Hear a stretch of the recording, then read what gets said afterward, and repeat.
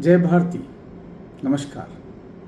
आज हम लोग भागवत गीता के पहले अध्याय के 16वें श्लोक के विषय में बातचीत करेंगे।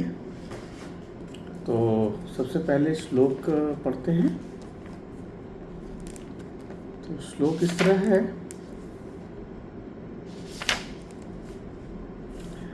अनंत विजयम राजा कुंती पुत्रो युधिष्ठिर नकुल सहदेवश्च सुघोषमणिपुष्पकौ। यहाँ कहा गया है कि कुंती पुत्र हैं और राजा युधिष्ठिर ने जो अपने शंख थे, अनंत विजय नाम के शंख थे, और नकुल और सहदेव ने सुघोष और मणिपुष्पक नाम के शंख बजाए। अब इसको कविता के रूप में देखते हैं। इसको राजसूय यज्ञ युधिष्ठिर का राजकर्म, अनंत विजय शंख का उद्घोष धर्म। सहदेव ने किया शंखनाद मणि पुष्पक, प्रेममयी नकुल का सुघोष मर्म। तो यहाँ पर जो कुछ जो पात्र हैं उनके विषय में बात करते हैं, और जो 3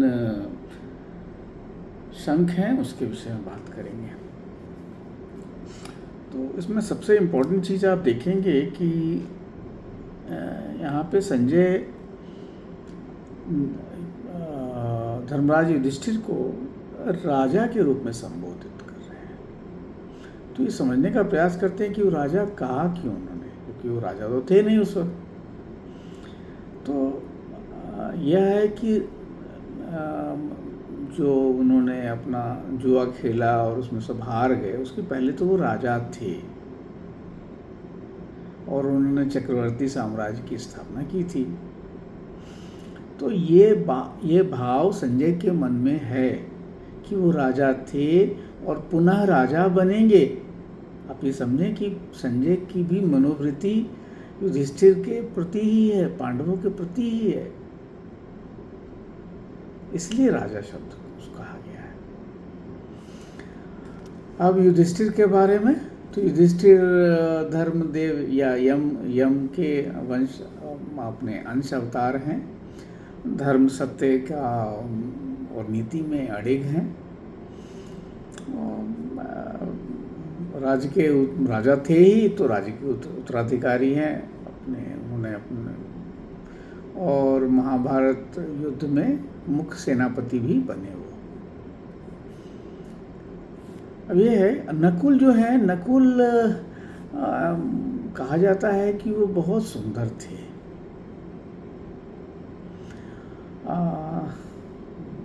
और बहुत प्रेममयी कहा गया उनको, मतलब बहुत भावनात्मक और सौंदर्यता से श्रेष्ठ थे वो। उनको घोड़े की अश्वविद्या में वो बहुत माहिर थे। अश्विनी कुमार के वरदान से वो उत्पन्न हुए थे। माद्री माता के मतलब पुत्र हुए पांडु के साथ। बहुत सौम्य थे और पर युद्ध कला में बहुत कुशल थे वो।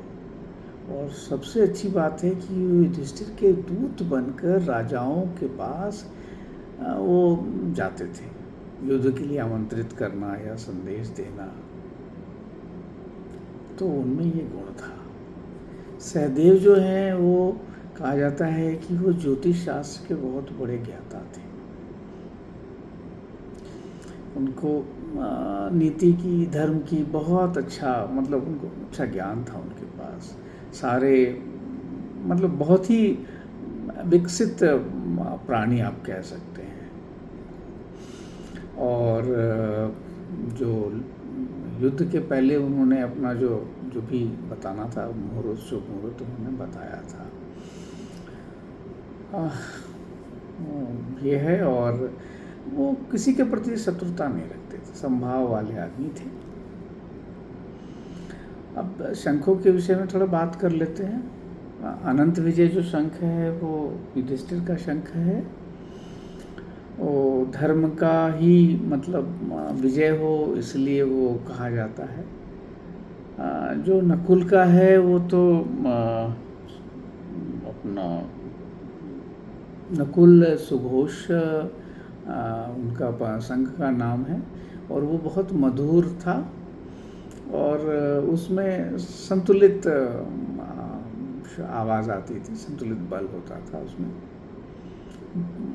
और मणिपुष्पक था वो, कहा जाता है कि बहुत सुंदर शंख हुआ करता था, उसमें बहुत सारे मणि जुड़े हुए थे, ऐसा कहा जाता है। अब इसको समझना है कि ये जो अभी मनोदशा समझते हैं कि आप देख रहे हैं कि दुर्योधन उस तरफ काफ़ी विचलित है, पर यहाँ तीनों भाई, ये जो इस तीनों पात्र जो दिख रहे हैं वो तीनों शांत हैं। तो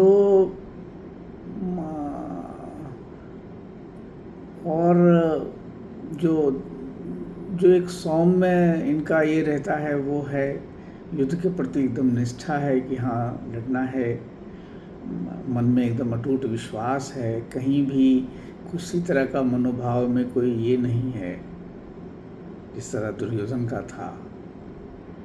और सभी भाई एकत्रित हैं, मिलके हैं, कोई आपस में कुछ नहीं, आत्मिक प्रेम है। तो यहाँ पे एकजुटता दिख रही है तीनों भाई में, और संजय का जो आशीर्वाद है वो तो दिख ही रहा है कि राजा शब्द बोल रहे हैं। तो 16वां श्लोक के विषय में इतना ही बात करना था, अगले श्लोक में मिलते हैं।